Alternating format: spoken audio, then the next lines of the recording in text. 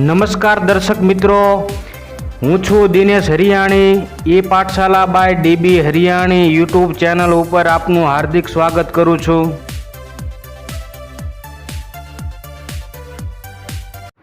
નમસ્કાર મિત્રો, તાજેતરમાં ગુજરાત ગૌણ સેવા પસંદગી મંડળ દ્વારા CCEની એક્ઝામ માટે જે ફોર્મ ભરાઈ ગયેલા હતા, તારીખ 4/1/2024 થી તારીખ 31/1/2024 દરમિયાન ઓજસની વેબસાઇટ ઉપર જે ઓનલાઈન અરજીઓ મંગાવવામાં આવેલી હતી CCEની એક્ઝામ માટે, તેના માટે પરીક્ષાનો કાર્યક્રમ અને અગત્યની સૂચનાઓ ગુજરાત ગૌણ સેવા પસંદગી મંડળ દ્વારા જાહેર કરવામાં આવેલ છે.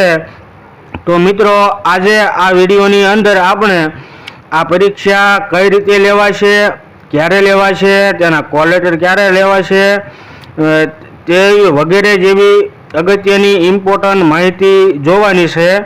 તો જોતા રહો વિડીયોના અંત સુધી.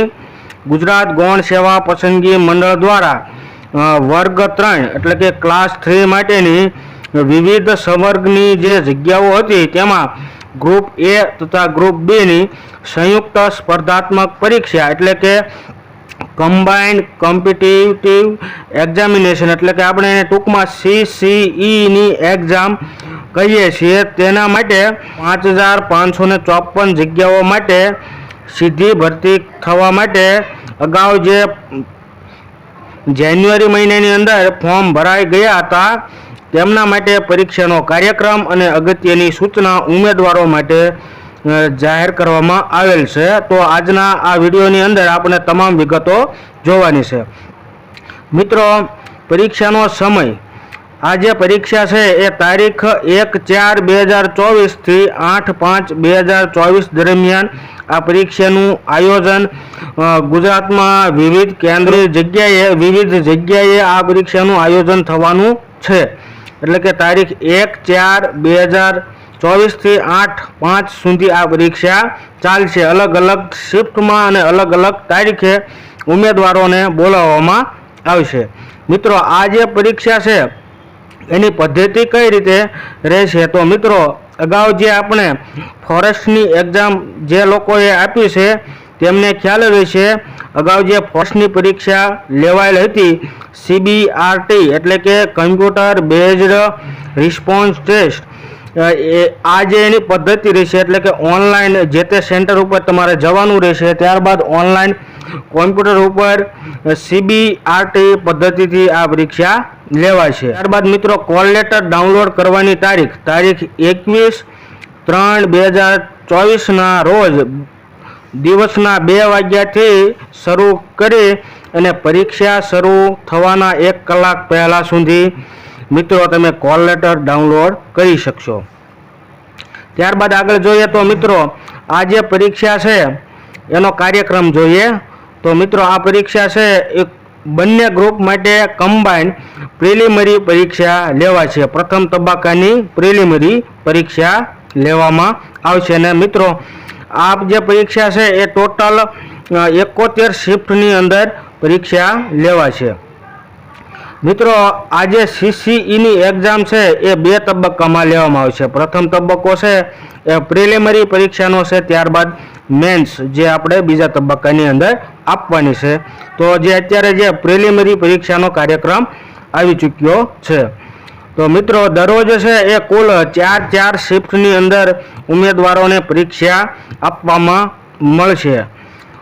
તો પહેલી તારીખથી 4 શિફ્ટ છે અને વચમાં 13 તારીખ અને 14 તારીખ.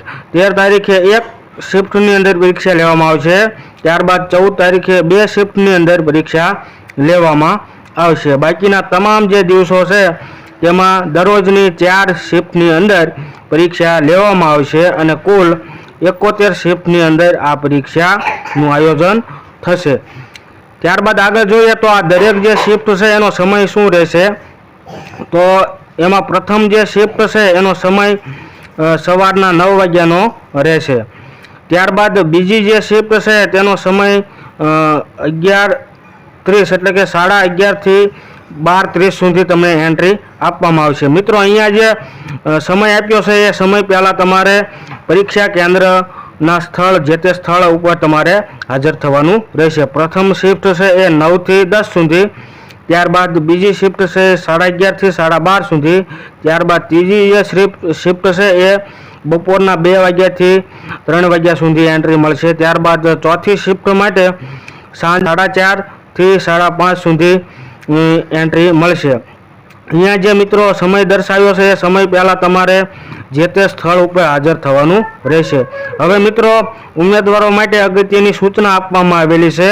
આ સૂચના છે એ ખાસ તમારે ધ્યાનથી સાંભળી લેવાની છે। દરેક ઉમેદવારોએ પરીક્ષા કેન્દ્ર પર પ્રવેશ સમયે પોતાનું અસલ ઓળખ કાર્ડ એટલે કે તમારે કોઈ પણ એક આઈડેન્ટિટી કાર્ડ તમારી સાથે ફરજિયાત લાવવાનું રહેશે એવી ખાસ સૂચના છે।